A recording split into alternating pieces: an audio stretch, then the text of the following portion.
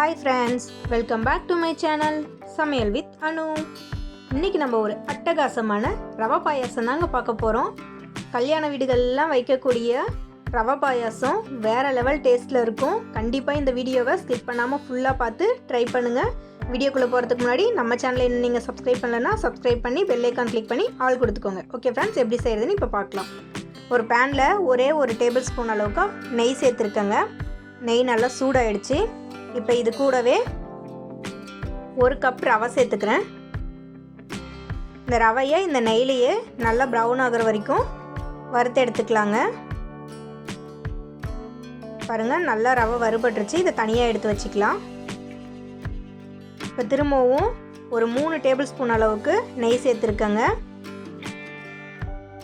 நெய் நல்லா சூடாயிடுச்சு. இப்போது இதில் ஒரு 1/4 கப் அளவுக்கு குட்டி குட்டியாக கட் பண்ணி வச்சுருக்க தேங்காய் போட்டு நல்லா ப்ரௌன் ஆகிற வரைக்கும் வறுத்து எடுத்துக்கலாங்க. பாருங்கள், நல்லா ப்ரௌன் ஆகிடுச்சு. அவ்வளோதான், இது தனியாக எடுத்து வச்சிடலாம். மீதமுள்ள நெய்யில் ஒரு 10 போல் முந்திரி பருப்பு சேர்த்து நல்லா கோல்டன் ப்ரௌன் ஆகிற வரைக்கும் வறுத்துக்கலாங்க. நல்லா வறுபட்டுருச்சு. இப்போ இது கூடவே ஒரு 2 பீஸ் கிராம்பு 2 பீஸ் பட்டை சேர்த்து நல்லா பொரிய விடலாங்க. அவ்வளோதான், நல்லா பொரிஞ்சிருச்சு. இப்போ இது கூடவே ஒரு 2 டேபிள் ஸ்பூன் அளவுக்கு உலர்ந்த திராட்சை சேர்த்துக்கலாங்க. இதையும் சேர்த்து எல்லாமே நல்லா கோல்டன் ப்ரௌன் ஆகிற வரைக்கும் வறுத்துக்கலாம். பாருங்கள், எல்லாமே நல்லா வறுபட்டுருச்சு. இப்போ இதில் தேவையான அளவு தண்ணி சேர்த்துக்கலாம். நான் 1 கப் ரவைக்கு 6 கப் தண்ணி ரவை அளந்த கப்லேயே சேர்த்துக்கிறேங்க. தண்ணி கொதிக்க வேண்டாங்க, கொஞ்சம் சூடாகட்டும். அது வரைக்கும் மட்டும் வெயிட் பண்ணலாம். பாருங்கள், நல்லா சூடாயிடுச்சு. இப்போது இதில் நம்ம எடுத்து வச்சுருக்க ரவையை சேர்த்து மிக்ஸ் பண்ணிக்கலாங்க. ரவையை கொஞ்சம் கொஞ்சமாக சேர்த்து நல்லா மிக்ஸ் பண்ணி விடுங்க. கட்டி சேராமல் பார்த்துக்கோங்க. தண்ணி நல்லா கொதிக்க விட்டிங்கன்னா ரவை கண்டிப்பாக கட்டியாகும். அதனால தான் தண்ணி கொதிக்கக்கூடாது, சூடாக இருந்தாவே போதும். அவ்வளோதான். இப்போது இந்த ரவை வேகிற வரைக்கும் நம்ம கைவிடாமல் லைட்டாக மிக்ஸ் பண்ணி கொடுத்துட்டே இருக்கலாங்க.